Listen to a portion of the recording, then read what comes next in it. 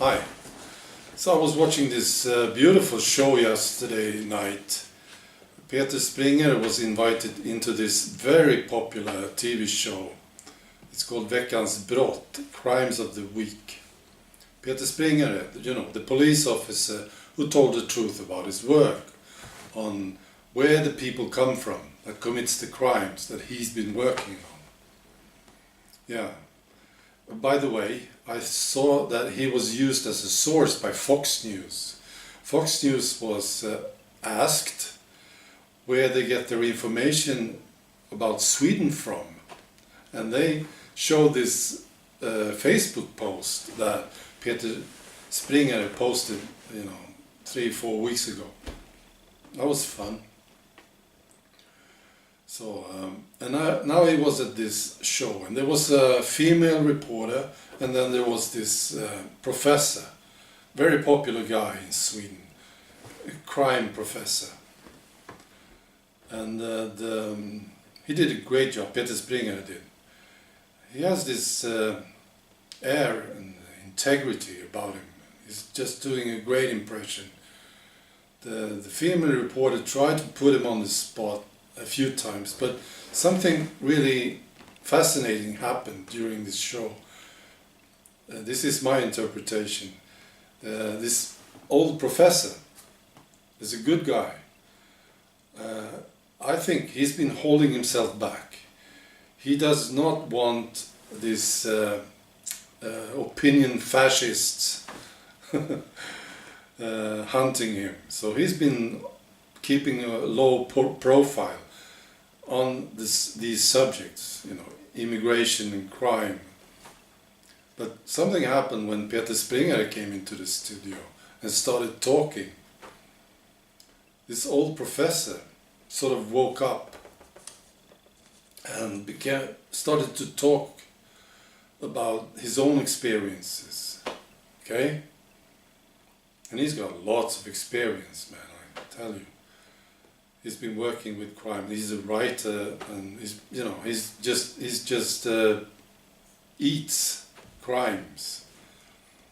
So he became very vocal, and this reporter sort of disappeared because they started talking. The professor and Peter Springare was great, and they are in total agreement about this situation. Crime related to migration. There was something that I missed in this show.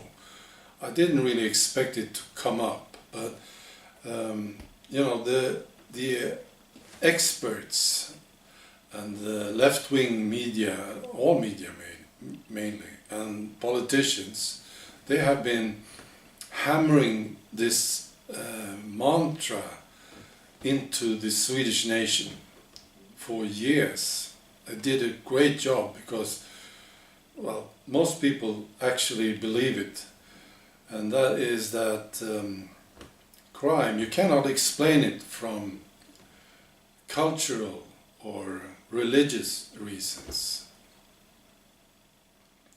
All crimes can be explained by socio-economical factors, or if they are living in excluded areas. That's the whole thing, and that's what they have been hammering into us. Yeah, those bastards. So, and it's not true. I mean, just a few examples, like rape. I mean, if you're poor, doesn't mean that you need to rape somebody. Or child marriage, for instance.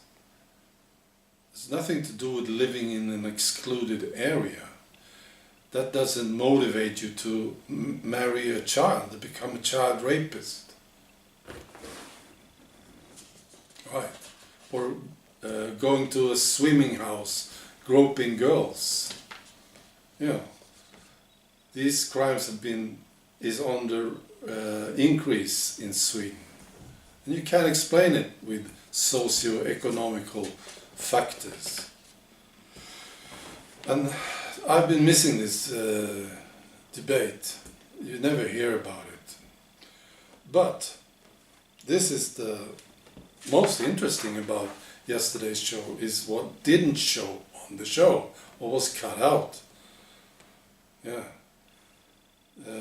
Peter Springare posted this on his Facebook page this morning, and I'll just translate some of it. He says, about yesterday's Veckans brott. Many has been wondering around the discussion about that all explanations for crimes would be based within the framework of socio-economical factors and living in excluded areas, etc. It's not that simple, he said.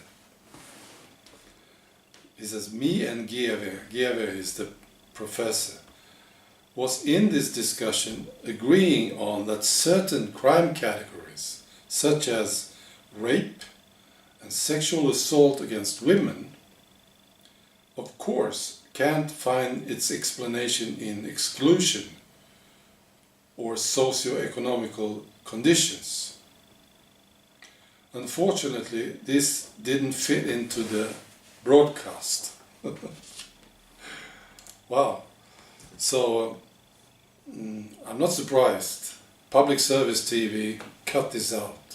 This is my theory. They want to make sure that we are still agreeing on that all crimes are explained by these factors.